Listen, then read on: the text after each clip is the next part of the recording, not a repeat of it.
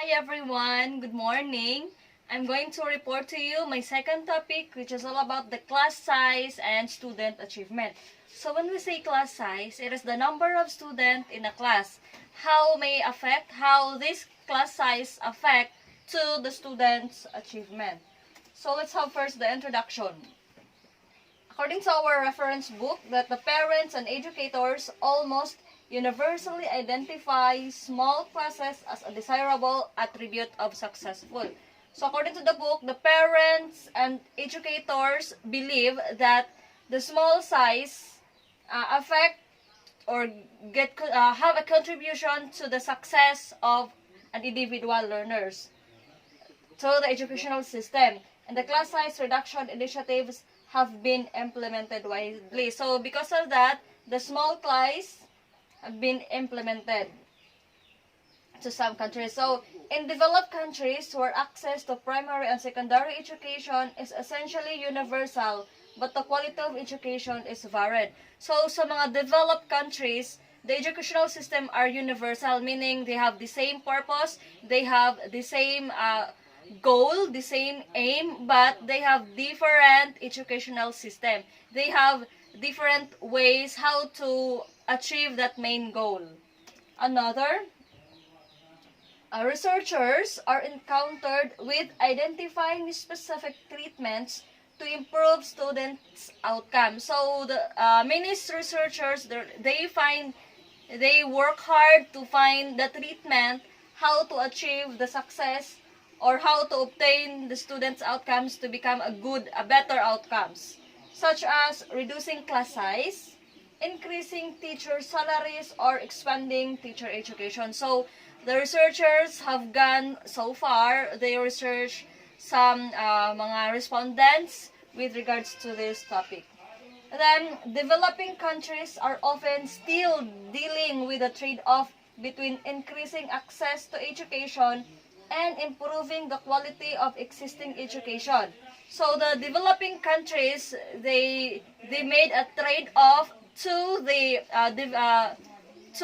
improved countries or to developed countries to access the quality of education. So meaning, another way for this is to by providing textbook and adequate facilities. So they going to find mga textbook as the reference to become the education more quality.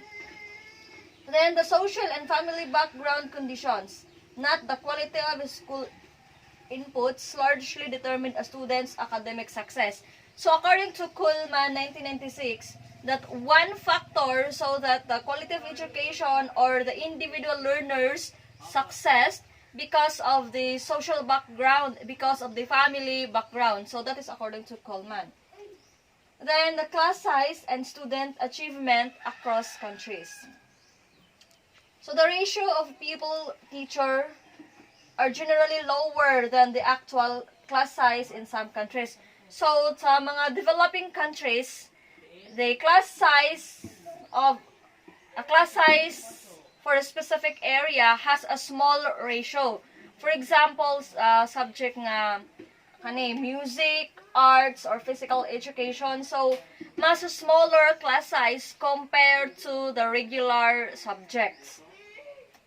Another, countries with larger class size score higher on achievement tests. So in the other hand, there are some developing countries that have a large class size improved the achievement. They have the higher achievement, the higher scores. So that is some other countries. Like USA, Canada, and Australia have very decentralized educational systems. So, decentralized ang ilang educational system. Singapore, Hong Kong, and South Korea. So, while Singapore, Hong Kong, and South Korea is kanang opposite sa katong USA. Ang kanipod is centralized. Centralized po ang ilang educational system. Then, the European countries tend to fall somewhere in between, with some having nationally set curriculums. So, lahi pod sa mga European countries, they tend to fall somewhere between. So, murag nay ubang subjects nga hing increase, na po nga hing fall sila.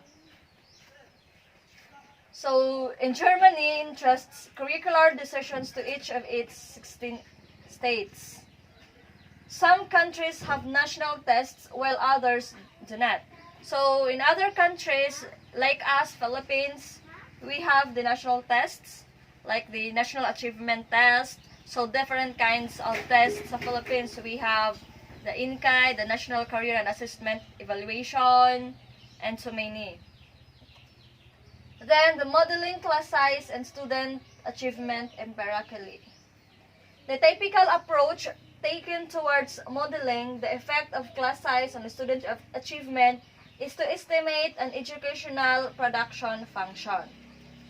Then, the standard education production function posits that student achievement outcomes, so the students' outcomes like test scores or educational attainment, the test scores, the assignments, mga paper and pencil tests, mga everything, paper and pencil activities, or educational attainment.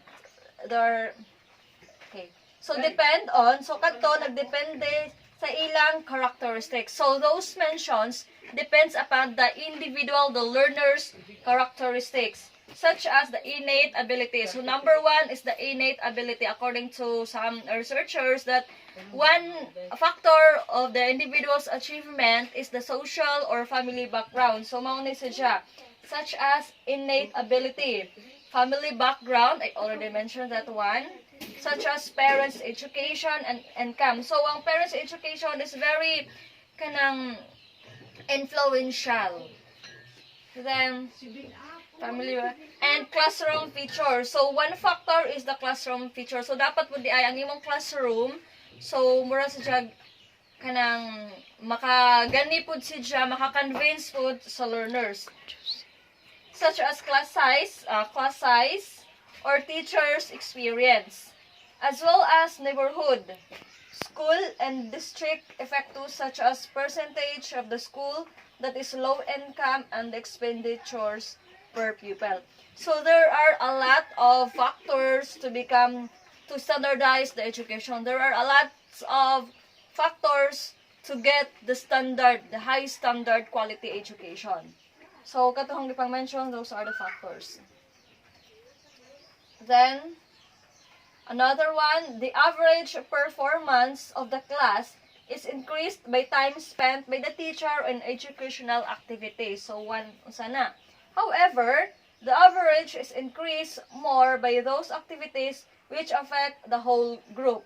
So, the average performance, to maintain the average score, to maintain the passing score, so, magdepende po dahil na sa performance of a teacher. Like, for example, if a teacher in the school setting in having the class discussion, so, do you think that the learners kanang nagdiskussan sa teachers will improve the learning if the teacher such teaching only kanang naglingkod ra or having cell phone, using cell phones through social media like that?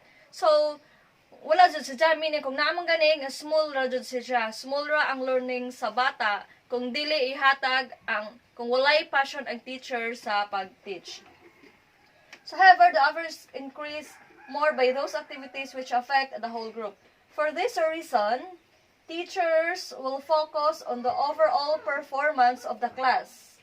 So, dapat ang teacher will going to give her or his heart to his teaching to the learners, and this is more likely to harm individual students as class size increases. So this is according to Korea 1993. Another researchers found out that the small classes may ease classroom management chores. Teachers may know their students better and meet parents' guardians more frequently. So, according to last year, 2001, so ang parents po di ay mutrabaho not just for the teaching, but also the teacher should meet the learner's parents or guardians more often. teachers may control the classroom better and spend less time on discipline and transitions. So, dapat ang teachers mo control sa iyang classroom, sa iyang klase, and spend less time on discipline. So, dili kay magsigirag pamadlong. Hotdo ng usa ka oras ni mo sigirag pamadlong. So, dapat the teachers make use the time in a quality. Then, students may be on task more consistently. So, dili kay ang mga students, ang teacher magsigirag jaw-jaw, ang student magsigirag pamati nimo. So, dapat ang students, there should be activities. Tagaan pag mga activities that develop the learning's ability, that develops the learner's ability. Like, for example, giving the HATS questions. That is according to last year 2001. Another researchers, who was Shapson 1980, believes that or found out that teachers may be more effective in small classes. So, mas effective kuno ang teachers if she or he has only a small class. The curriculum may take on more variety, breadth, depth, or richness because teachers have more time to focus on planning. So, dapat kuno gamay ra ang small classes sa teachers because ang teachers more focused on the implementing of the discussions in planning the topic that you're going to discuss. Teachers can offer more frequent critique and feedback to each student. So another purpose why the teacher should have only a small class so that the teachers can give feedback, can give reactions, can focus to each and every learners she has or he has. So that is according to Shapson of 1980. Another researchers, small classes may result in positive peer effects. Okay, again, small classes may result in positive peer effects. Student relationships are improved in smaller classes. So, just like other researchers, they found out that the smaller class has a great achievement, mas naay achievement ang learners compared to the larger class. So, mao-mao ra pud silang mga findings. So, teacher and student morale is reported to be higher. So, if the class has smaller, so there is the student's morale is reported to be higher. This may be helpful to minority or low-income students at risk of being detached from the education system. Of course, because some of the low-income cannot afford to the private school. So, therefore, are sila sa mga public schools. So, mga small nga mga classes. So, this is according to Blatchford and Mortimer 1994. So, ang combination nilang duha.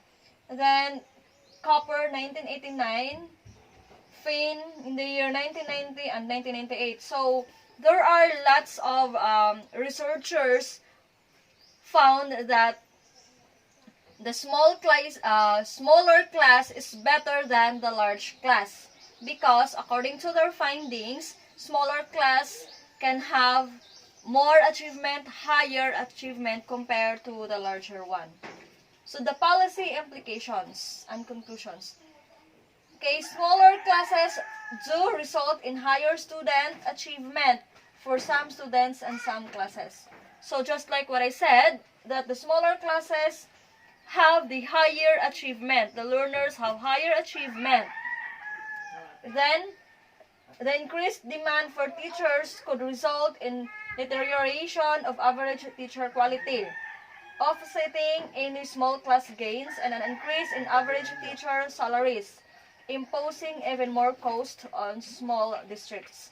So, kung gamay ra or if there is a smaller class, so kung smaller class ganing, so there is a tendency that mag-need of teacher. So, some teachers or some government nga kanang mag-issues nga dapat tasan ang salary grade sa mga teachers. So, like what's happening now, daghan mag-rally nga dapat kuno increasean ang teachers anyway. So, another Classrooms and facilities may be scarce, compelling districts to utilize less desirable location for teaching or to construct new ones. So, dapat ang classroom and facilities may be scarce. So, compelling districts to utilize. So, dapat there is an enough facilities, there is an enough classrooms nga conducive for learning para sa mga learners so that they may achieve higher scores, higher achievements. Mentions from the different researchers are the findings from other countries, from the developed countries, and from the developing countries. So let's move on to the Philippine educational system. So what is the standard class size? What is the class size in the Philippine educational system? So there is a bill, the House Bill number 473, nga nahimo ng law or the Public School Class Size Law of 2016. So, according to Section 4, ang Section 4 is all about the standard class size. So, each class to be handled by a single teacher shall have a standard size of 35 students. So, the standard class size of a class is only 35 students. So, 35 students are considered as the standard size in the Philippine educational system. For purposes of this act, any class with not more than 35 students shall be considered a standard class. So, 35 and below is considered a standard class size in our educational system. So, that is Section 4. While Section 5 states all about the large class size. It stated here that any class exceeding 35 students up to a maximum of 50 students shall be considered a large class. In no case shall a class size in excess of 50 students be permitted. So, ang large class DI is having a 35 students up to 50 students. So, there is a range 35 to 50 students only. So, if a section is having more than 50, it is not permitted according to Section 5, House Bill number 473. So, since it is not permitted, so that's the time that the school will going to create another section for that class. So, mo na mahitabo ang sectioning. So, duha na ang ka-section. So, ang Section 6 is all about the large class honorarium. So, a teacher handling a large class shall be entitled to a large class honorarium equivalent to 1% of her daily rate for every student in excess of the standard class size of 35. So, that is not applicable to the public schools. Kay, whatever, bisan pag mo large class ta sa public school, the same gihapon ang atong honorarium. So, I don't know sa private, maybe this is applicable for the private schools. I don't know because wala pa ko ka-experience in teaching in private schools. So, according to Section 6, that if you are teaching or if you are handling a class in a larger class, meaning your honorarium is increased 1% for each individual. Each exists. So, for example, kung mo 36 na, so na kay increase ang ana. So, that is Section 6. So, since we are experiencing the new normal, so I have here, I'm going to present to you a video. So, what are the ways kanang mga gipang buhat sa gobyerno so that there is a continuing education. So, although there are so many hindrance, but the Department of Education, the government do their best so that there is a quality education, there is a continuing quality education in the Philippines. So, let's watch this. So, a video using an ebook.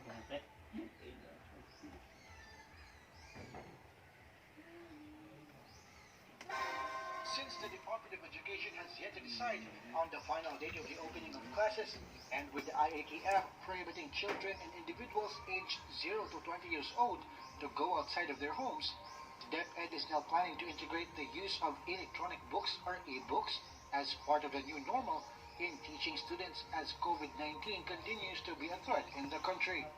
In case magkaroon ng class suspensions or hindi pwede pumasok yung bata, bawat linggo ng ating school calendar, magkakaroon niya ng e-book for each grade level and each subject areas. DepEd targets to produce 60 e-books a week to be used by teachers and students as part of the new normal in the Philippine education system. Around 1,700 DepEd personnel are also undergoing training to produce e-books to be given to the students online. Online trainings and webinars are also being conducted to teachers on the ways of using e-books as a learning resource, and has taught around 70,000 teachers out of more than 900,000 teachers in the country. Abanil said the e-books will be accessible via DepEd's website, DepEd Commons, and will be free for access using Global Smart Data connections. DepEd also emphasized the importance of parents in the learning process of their children, as they will be the ones to teach their children at home.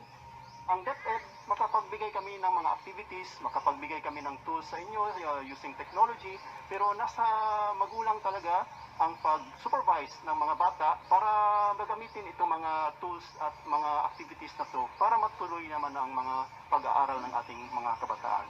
Vincent Arboleda, UNTV News and Rescue. We serve the people. We give glory to God.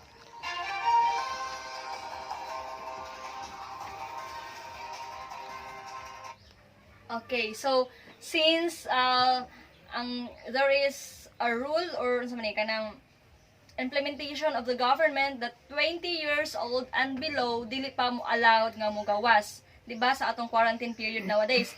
Because of that, so kanang usually mga learners, ang mga students are at the age of 20 years old and below. Kanang K to 12. So grade 12 is around 18 years old, mga anak. So that's why dili pwede mo gawas ang mga education. So because mga learners. So because of that, the government will going to provide an e-book because e-book is part of our educational system today. But hopefully nga moabot na diri sa ato. Okay, so how about the class size? So what if moabot na ang kanang panahon nga pwede na ta mag face to face sa atong mga learners? So pila man ang mga estudyante? What is the class size of that face to face learning? So let's find out. Let's watch another videos for that.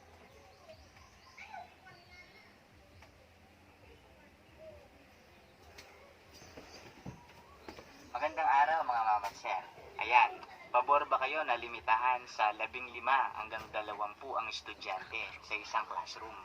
Ayan, 50 to 20 students lang ang maaaring turuan nating mga guro sa isang classroom. So yan po ay ang rekomendasyon, no, ng DepEd sa IATF.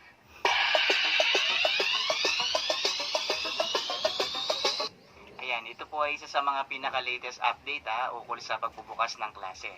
So ito, panoorin po natin.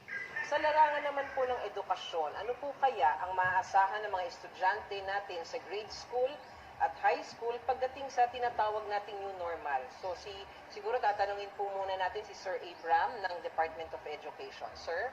Well, unang-una, ina-expect po natin na pagdating sa school opening natin ngayong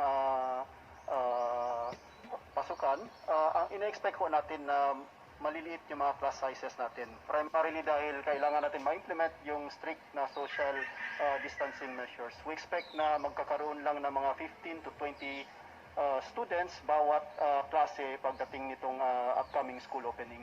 Ang ibang mga bata, ina-expect natin na doon lang sila sa bahay. Hindi naman sila nandun sa bahay para walang ginagawa. Kailangan din natin sila mapagtuloy sa kanilang mga pag-aaral. Kaya magbibigay kami ng mga alternative modes of learning using technology, using mga paper-based activities para sa ating mga para makapagpatuloy yung pag-aaral ng ating mga kabataan.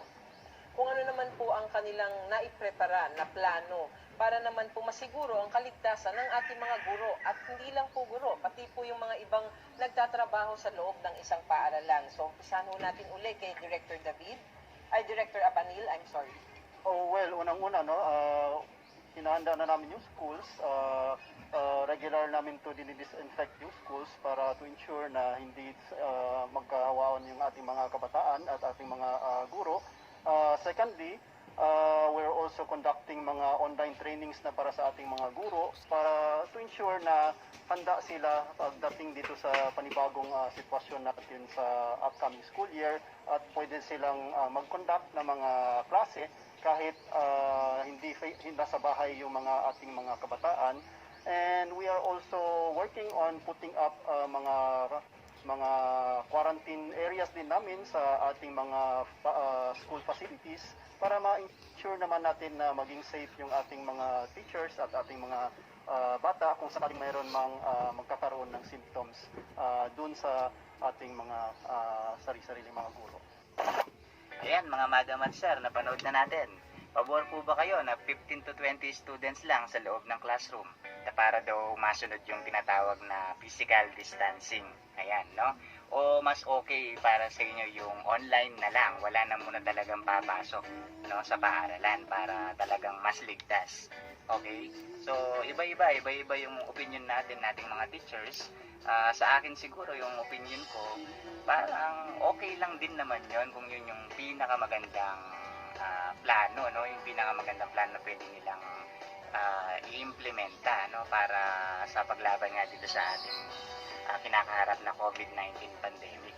Pero okay rin, no, okay rin kung titignan mo yung homeschooling na lang sila, sa bahay lang, no, paperwork sila sa bahay, yung mga bata. When it comes to online teaching kasi, medyo hindi ako pabor doon, no? Sa opinion ko po ewan ko po sa inyo kung kayo ay pabor doon. Kasi hindi po lahat may internet connection. Ayan, kahit nga tayo na mga guro minsan din, yung internet natin is slow, ayan, no? Slow, alam niyo naman dito sa Pinas. Okay? So, okay, you watch the videos, which is all about the class size. So, it is clearly spoken that the class size of our new normal, if we're having a face-to-face classes, is 15 to 20 students only because of that distance, social distancing. So, what about the other students nga dili makasud sa 15 to 20 students? Of course, it is being clearly stated that some students will going to have their classes in their home, so in their house. So, but kung nara sila sa balay, dilibot ipasabot ing ana nga wala sila buhaton. So napod sila buhaton, so ato sila sa ilang bay magklase ato sa ilang bay, maghimo sa ilang mga activities nga gihatag sa mga teachers. So mo na gitawag og blended learning. So na face to face, a combination of face to face and other modalities rather. Okay, so those are my topics all about. So thank you for listening and have a good day and keep safe everyone. Thank you.